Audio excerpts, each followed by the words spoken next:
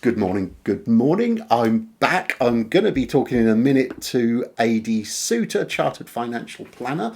I'm just getting the bits and pieces working at my end, and I'm just waiting for LinkedIn to tell me that we're live as well. When you can see me on LinkedIn, do let me know. That tells me I'm live. So I'm going to pop over to that so that I can see it. We've got that in there. I'm going to share this all over the place as well. So if I'm looking down, then I'm doing that. I'm just trying to bring the comments up on screen as well. Hi, Edward Zia from Sydney, Australia. It's I always appreciate you joining us. Thank you for being here this morning. I'm going to bring AD on screen in a second. That's not letting me bring the LinkedIn comments in. I've no idea why, so I'll keep an eye on them down on the screen. I'm just going to share this all over the place as well so that people know that I'm talking to AD, because that'll be a good thing. So I will have no idea why it's not letting me get the comments, but hey, live stuff. If you're as old as me and used to watch Tomorrow's World, I'm going to bring AD on screen now. There we go. Morning, AD. Good morning, Steph. Actually, in the scheme of things, from not very far away from me, are you, realistically? But No, just the other side of Whitney at the moment. I did think of just sort of popping round to yours and joining you there in your studio. Well, I think Sally and I did one. Sally Green and I, marketing consultant for those who don't know Sally. Sally and I did one from Oxford where we both met up, and then Sarah Sovey and I did it live from Sarah's shed. So that worked for us as well. But yeah, for those folks who are joining us as well, tell us, AD, a little bit about who you are and what you do. Right. Okay. Well, thanks, Steph. Yeah. So I'm AD Suter. I represent Tim's Wealth Management, which is part of the St James's Place group of companies, and essentially I help people make the most of their money. Largely sort of based on my own experiences. I first saw a financial advisor when I was 18 and benefited from the advice of a number of financial advisors over the years, possibly decades. But and then it got to a point where I thought, hang on, I think I know a bit about this. I'd managed to build up enough retirement sort of for what I would need in by the time I do retire. And I thought, well, there's a story there I can tell people, and I've got the means sort of behind me to make a career switch. Left my corporate role, moved into a completely different industry and a completely different role, and became self-employed. And that was about 6 years ago. And yet here I am, touch wood, still helping people make the most of their money. Well, that includes me, Sharon, and members of our family that we've referred you into as well. And I guess I'll start with where do you think the sort of, because you've got a real passion for it, where do you think that comes from? Because I'm quite scared of money. You and I have talked about this privately. You've got a real sort of passion for it. Where do you think that originally comes from? I would say from my mum. So if I sort of recall, my dad was one of those that if you had money, you stuck it under the mattress. Otherwise, the tax man was going to take it off you. My mum was very much the long term planner and the strategist. They both worked extremely long hours to bring us all up and sort of see us through. But my mum was, as I later discovered, was very good at saving and investing the money. That's sort of largely from that. Having struggled myself, early on in life, certainly in my teenage years, and ended up getting married early and having a young family early. I've been through that struggle, which a lot of people are starting to see now again. I think that's pretty much where it came from. That desire to not accept what it felt like, sort of not accept that. I suppose view that you're stuck with what you got. It was I can do something about this. And I think that's largely where it all comes from. Yeah, and I think it sort of couldn't be more relevant at the moment. Literally minutes before I came on with you, we've got Martin Lewis talking about money, and talking about what's going on in the UK at the moment. So people are thinking about money a lot. I know that you're really passionate about it, but now that we don't use cash, or a lot of us don't use cash anymore, I'd be interested to know what. Yeah, I mean, the title of this is "What Good Is Money?" What relevance is money these days? Sort of where does it come from? If that's not too trite a question, what is money in your simplest terms? Okay, yeah. So I suggested the title based on sort of quite recently in sort of networking groups in particular. I'd heard a few people say a couple of things in particular. We'll come back to them later probably. But one was around, I never intend to retire. Yeah, as far as I'm concerned, I'm going to work forever. And the other one was, why save for retiring, or save for later when I can have fun now? And so that sort of got me to thinking, sort of along the lines of, well, okay, let's just re-explore our relationship with money. And I always, I hear people talk about money as being this, the root of all evil, or people saying, well, sort of this desire for money causes all sorts of issues. Well, my view on that is that money, it actually reveals character rather than defines character. So someone who's an a-hole is going to be an a-hole whether they've got any money or not. And likewise, somebody who's who's there to help others is going to be there to help regardless of their financial situation. But all the money does, it's a tool that allows them then to carry on being more of an a-hole or being more of a saint. So partly there was that. And also just thinking about that, money. Well, at the end of the day, money it's a promise. It's a promise of payment. It's it's that sort of jam tomorrow sort of situation where you've done it, you've carried out a service or provided a product, and you've got this unit of measurement, it's sort of in return. But that unit of measurement, then, on the one hand, it's a reflection of services provided or products given, etc. But then it also represents choice. So so at some future point, you've got these credits, if you like, and most importantly, it's about what you can do with that. So I particularly enjoy helping people plan for retirement, and it's about their choices there. When they might be able to retire, what that retirement looks like, how much, sort of what the comfort factor is, how secure they are, etc. So it was, I think if you tried to get rid of money, you would end up with a system that would, whether you called it something else or not, it's going to look almost identical to our monetary system now, one way or another. It's taken thousands of years to evolve to where it is, and that's not by accident. That's because that's the way it works. I've got. I'm just going to say hello, Roland Millwood, Edward Zier. I've said hello to you. We've got Prakash on as well. I'm having a problem getting the LinkedIn comments up on screen, folks. So if you want to ask AD any questions at all, please do so. I'll be asking him a ton of questions, but if you have any questions, please pop them in the comments. I'll be reading your comments out this morning. We're having a bit of a Tomorrow's World moment on the comments.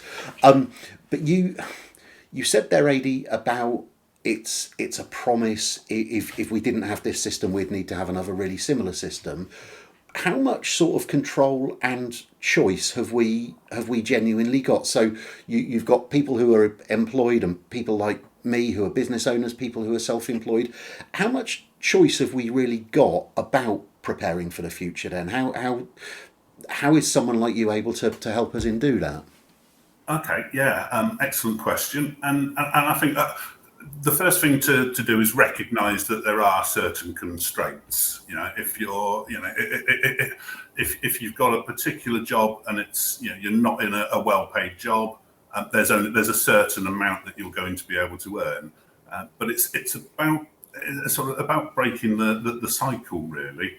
I think Terry Pratchett, if anybody reads Discworld, and Terry Pratchett mentions the Sam Vimes boot theory, which is where Sam earns a certain amount. So he's the captain of the guards in the main city there, but he earns a certain amount every month, and boots are very important to him in his role. He does a lot of walking, a lot of patrolling, and he could get, so he earns, I don't know, I think it's $38 or whatever they call it there, and a really good set of boots will cost him $50. But an okay set of boots will cost him $10. So which one does he go for? He goes for the $10 boots, which then he ends up replacing sort of 10 times as often as the $50 boots. And therefore it's about sort of recognizing that and trying to break that cycle for those that feel they're stuck in that, I'm never going to be able to save, etc. There's sort of one client that I met up with, and she knew somebody whose philosophy was, whatever you earn, save 10%. And it's a brilliant sort of simplistic rule to go by. Now, again, for everybody, 10% might not be realistic, but it's an aim for, it's a, it's sort of, I suppose, a mindset, really. It might be that 5% is more realistic for some. But also it's about turning things around. A lot of people say, "Oh, right, after I've spent what I want to spend this month, I'm going to put what's left away." However, if you can turn that around and say, "Right, I'm going to save X amount this month, and then spend what's left," again, it's a switch in mindset, but it makes a huge difference. And it's what I learned to do at age 18. And carried on through the years.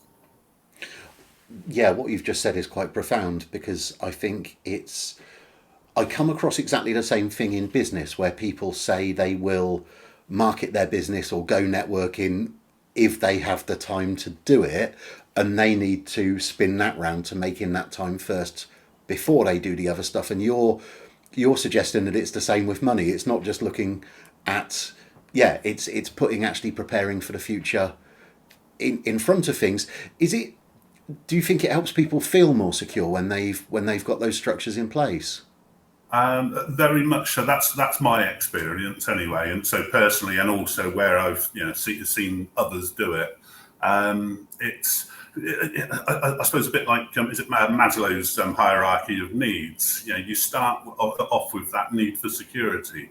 Brilliant. Save some money to make sure you've got enough for a rainy day. That's your start point. And by doing that on a regular basis, you get used to not having the money and spending it every month or week or however often, but also you're building up this pot. So you started that habit. So you build up that emergency pot, and then beyond that, especially at the moment, although interest rates have gone up recently, and the biggest rise for quite some time, they're still at relatively historic lows, and therefore your savings in the bank are not going to be getting very much. You can shop around a bit, and you might get a couple, more percentage points. So it's especially relevant at the moment, and has been for the last 10 years or so. Once you've got that emergency pot, sometimes people will carry that on too far and keep all their savings in cash. But at some point, it's then about, right, what else can we do with that money? And therefore, it's looking to other means of investing it and getting some growth from it.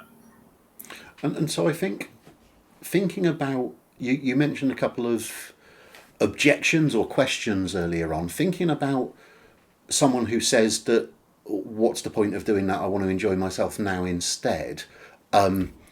What can people do? What's your sort of answer to that for people who think they want to live for the now rather than thinking about a tomorrow?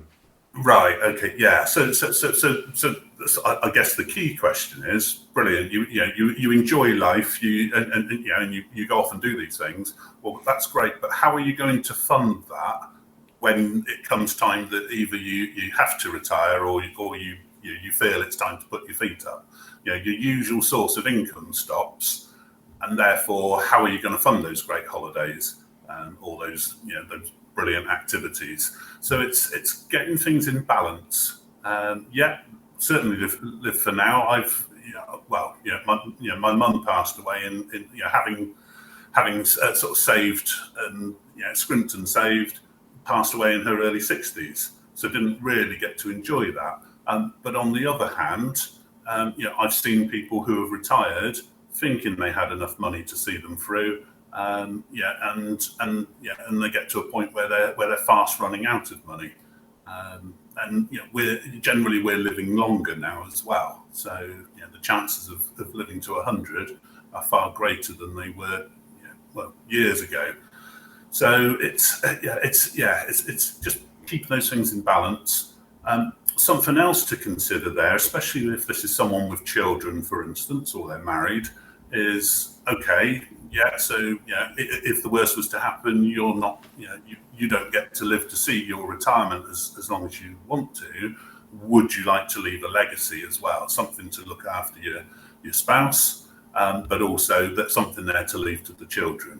So again, pensions. There were huge changes in the pensions market in 2015, and therefore, sort of the ability to leave a legacy it's been increased greatly there. It's being able to carry on doing what you enjoy doing and leaving that legacy for your family. I think legacy is a big one. If you're watching us or if you've just joined us, I'm talking to AD Suter, chartered financial planner based just down the road from me in Witney. If you're not already connected with AD, I've just put his details up on the screen. Go and find him on LinkedIn and connect with him. I trust AD really, really implicitly, and I also love how he describes things in a very matter-of-fact way. He was just talking about the Terry Pratchett Discworld stuff, which I've heard before, to boot theory, and I absolutely love that. And it was interesting to hear you relate that to financial advice as well as LinkedIn. I'm going to bring these all up on screen so you can go and find AD. AD is also active over on Instagram as well. So I'm guessing as I'm talking to you on LinkedIn is probably where you exist, but you can also go and find AD over on Instagram as well. Let's bring us back on screen. What about, I'm guessing you've covered it with the legacy, but people say they don't want to retire, but I'm also not sure how practical that will be, even if we, I mean, my grandmother's 93, even if we do have, sorry, my grandmother's over 70, sorry, Tetty, over 50, but even if we do have a long life after we would typically have given up work, one wonders how long we would be healthy to actually continue work if we decide that we're not looking to retire as well. Right. Yes. Yeah. So this is the other point that had been raised was, oh well, I don't intend to retire, or I'm not going to retire till I'm pretty much on my last legs, and so sometimes that's taken out of our hands through our own health. So that's one element. The other element is that I've noticed this myself as I'm getting older, is that desire to carry on sort of working lessons, and that sort of that pull of sort of finding somewhere nice to go and settle down and retire to and put your feet up, that becomes more attractive. Certainly I find as I get older, and I've seen this again with others. Okay, it doesn't necessarily apply to everybody, and some people will find this new lease of life in business, well into their 60s or later. But generally, I think it's and again, it comes back to this whole element of choice. Wouldn't it be better to have the choice as to whether you did actually stop or not, or if you had to stop, is it the end of the world? And I think the COVID lockdown really sort of came along as a bit of a shock to, well, I think to most of us, that suddenly everything's sort of going along nicely, and then suddenly everything changes. And it's, oh crikey, what emergency funds have I got? What are my options? So it's about building that choice. If you've got choice, to retire, you might want to retire at 65 or 60, but it's better to have that option to do so than find you get to that point and you haven't really got any choice but to carry on working. And it could be that you end up doing something that you don't enjoy doing as well. I wonder if do you think people bury their head in the sand, AD? Do you think that's a thing? I'm just trying to pick apart the reasons why people might not go out and take advice. Do you think people bury their head in the sand? Do you think there's a reason that they do? Right. Certainly, some people do. I think there's this expectation, particularly when you've got the state that will provide some pension, so you get your state pension, and you get your employer is contributing to a pension. And I think there's this expectation that somebody else is looking out for your best interests. And then there's this realization that actually maybe they're not. At the end of the day, the state pension is there as a safety net, I guess, for people that don't have that provision. But just over £9,000 a year, if you've for the maximum. Compare that to most people's salaries today. Is that going to be enough to see you through? Employer contributions. Most employers tend to, most employers were forced into making pension contributions through auto enrolment, and most tend to go with the minimum contribution as well. So, besides which, most people end up in a default medium risk fund or portfolio. And at which point that nobody takes, or seldom these people take responsibility really for looking after their own future, because there's this expectation that somebody else is doing it for them. And so, I mean, that's a really nice link then. As a chartered financial planner, what does that mean? Do you look after that for your clients? Do you make sure you're looking after their retirement income? Or just explain to us what it means to be a chartered financial planner, what you actually do for folks, what you actually do for your clients. Right. Okay. Yeah. So first and foremost, it's about sort of going through the basics. Making sure that people have ideally more income than expenditure. So we'll look at, we can help people look at their expenditure, and sometimes it just needs an opportunity to sit down and look at it, and people realise, oh, actually I'm paying money for that, I don't need to, or maybe there's a cheaper way of doing that, or a more cost-effective way of doing it. So we start with those basics, make sure they've got enough emergency funds in cash so that they can easily access it if needed. But then looking at, well, hang on, why have you got hundreds of thousands or tens of thousands sat in cash that you don't need to be sat there? It's way beyond your emergency needs. Have you got any plans to spend that money in the next few years? If not, then we'll look at the possibility of investing that where they've got potential for real growth.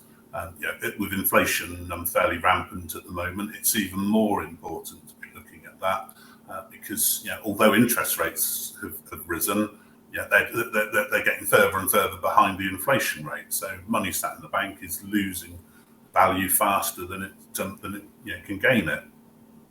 And then so if we take retirement, for instance, and I think it's key to point out as well that where I'm helping people save for retirement, it isn't necessarily retirement as we sort of traditionally think of it, i.e. they stop working. This is essentially saving for the future and investing for the future. So typically we talk about retirement, but it might be for some other future need. But then we'll look at, well, what's your aim? What is it that you're actually aiming for here? So if we talk retirement, are you aiming to retire early? Are you aiming to retire a bit later? What have you got currently, and what are you doing to get from? So it's a bit like a coach, really. It's right. What's your goal? Where are you now? So how do we get you from where you are now to where you want to be? And so it's going through that with people, and sort of regularly reviewing that as well, just to see if they're on track. Sometimes the goals change. Sometimes their appetite for risk might change. They might get to a point where they feel sort of more willing to take more risk, or they get to a point where they think, actually, no, happy now. Let's just dial it back a bit. So essentially, that's what we do. And you've mentioned, you talked about income and expenditure, and then you went on to talk about looking at what savings that people have got. What about those people who start from a standpoint that they've got nothing set up at the moment? Are you able to help people like that? And where would you advise that they should start if people have literally got nothing set up and no savings for the future at the moment? Yeah, so I mean, this has happened a few times where somebody's come to me and said, right, I want to start investing, and we take a look at it and we realise that they've saved nothing. Literally they've been spending everything that they earn. And the interesting thing on expenditure as well is I've never met a person who hasn't underestimated their expenditure. People will always forget about some element or other in what they're spending. And again, there's that whole piece of, oh well, we save $500 a month or whatever. Oh, okay. Well, can you show me what you've got in savings? And, oh no, we spent it. So, so at which point it's you put it away for an expenditure need of some sort. So it's about sort of building up that emergency pot, and thinking of that as money that you hopefully never spend. Sounds like it might be a bit of a waste, but if you never have to spend it, brilliant. It means you've got your emergency pot and it's there to see you through.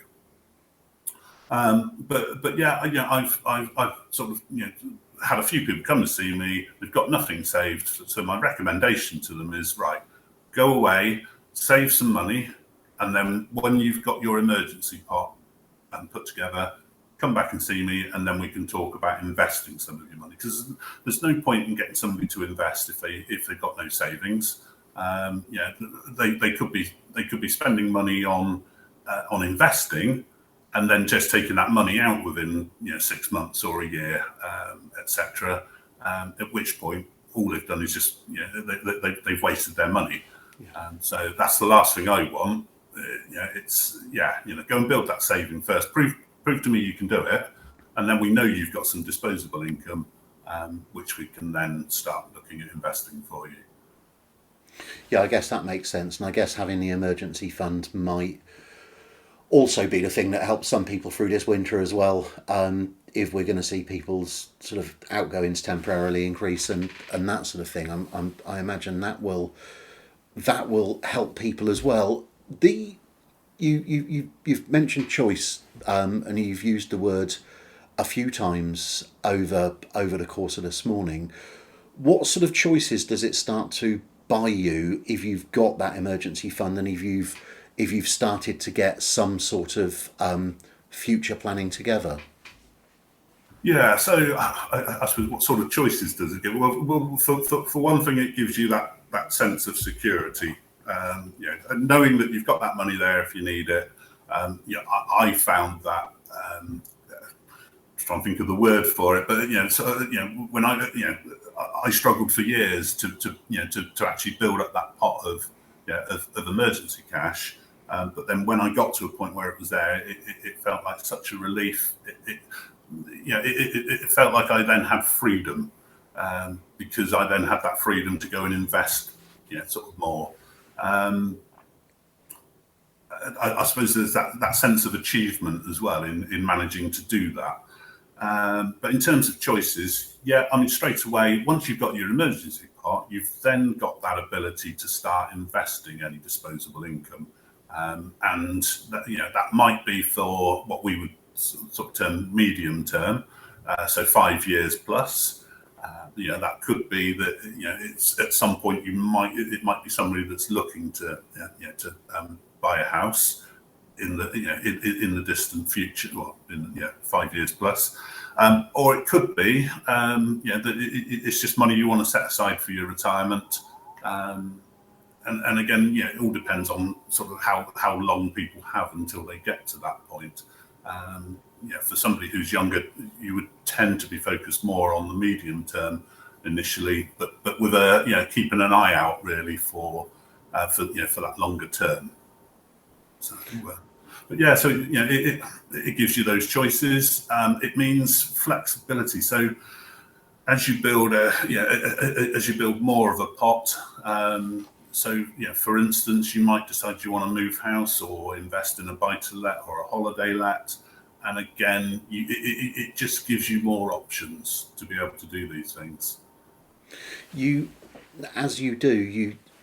make it sound simple, and I think that's because you've just got all this breadth of your own experience and an experience of advising other people, where you genuinely don't think any of this needs to be terribly complicated, do you? You take a lot of the complication away from people.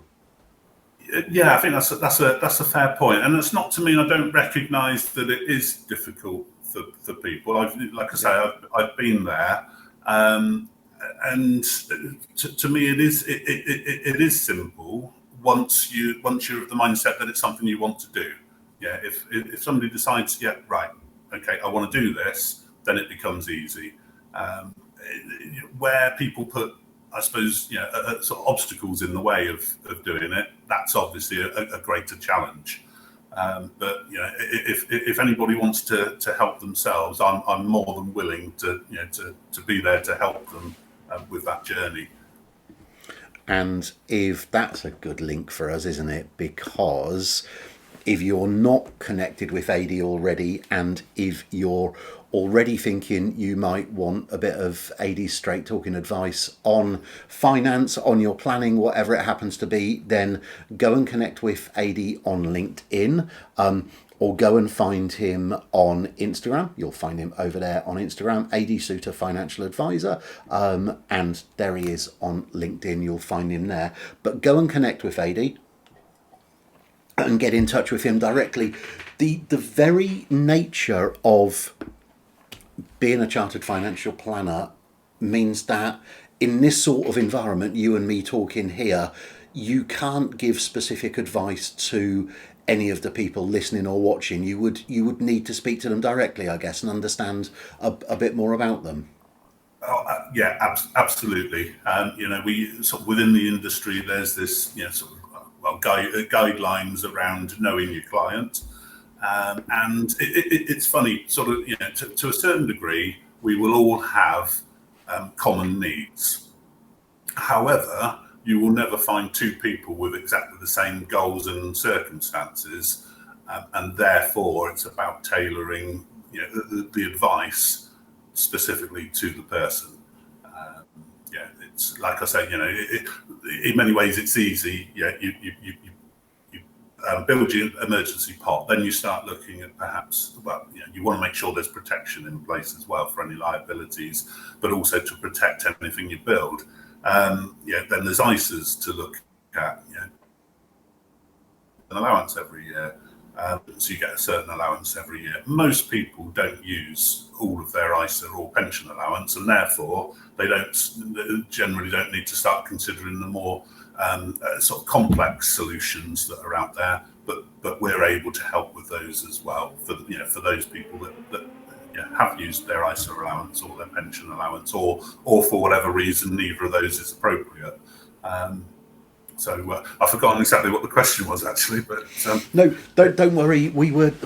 I was talking about the fact that as much as it would be lovely to have people sort of asking advice in this situation, the the regulations, quite rightly, about your profession mean that you actually need to get to know people before you start to give them advice, because you have to know a whole lot more about them than we would be able to do publicly here. But moving on from that, what, if someone hasn't taken advice about their future, if someone is worrying about whether they're going to have enough to retire on, no matter where they're at in their life at the moment, and this will start to bring us towards the end of the conversation, what immediate tips would you give to people? Where should they start if they've never taken advice, if they've never done anything about planning? What would be the best place for them to start, in your opinion? Right. Okay. I suppose come and have a chat with myself, or another financial advisor. And I get that. Some people will like me and some people won't. Um, or, but talk to a financial advisor, but start to have a think about what you actually want to get out of it as well. What is it that you want to achieve? I suppose, do you want to take responsibility for your future comfort and security, or are you happy to leave it to chance? Yeah, okay. Well, I think that's quite a stark choice, really. Anything else that you wanted to say this morning, AD, to the people who are listening and watching? I suppose the only thing really is just in summary for me, it's important to sort of keep things in balance. So it's about sort of that enjoying life, but also putting something away, looking at the shorter term, but also looking at the longer term. So there's that, and it's about how much choice do you want to sort of give yourself, really. So, and other than that, Steph, thank you ever so much for giving me the opportunity. I always enjoy talking to you, like always. I think I said this in my original post. It was always going to be a chat between a couple of friends, and I want to, for everyone else's benefit, demystify this whole world, AD. I can talk about a load of the fluffy things, marketing your business and networking your business and that sort of thing, but what you talk about is genuinely so important to people. I want to help to try demystify this. But yeah, thank you for spending some time with us this morning. Sorry to the people who've been watching that I wasn't able to bring your comments and your quotes up on screen, but if you want to get them answered, get in touch with AD directly. I'm going to say goodbye to AD now. Thank you very much for spending some time with us this morning, AD. There we go. And I'm going to press the button now to stop this. So thanks for joining us this morning. Thanks again to AD. If you're watching this on replay, still go ahead and ask AD some questions in the comments. Pop them below and I'll tag AD and make sure that he spots them, and go and connect with AD on LinkedIn as well.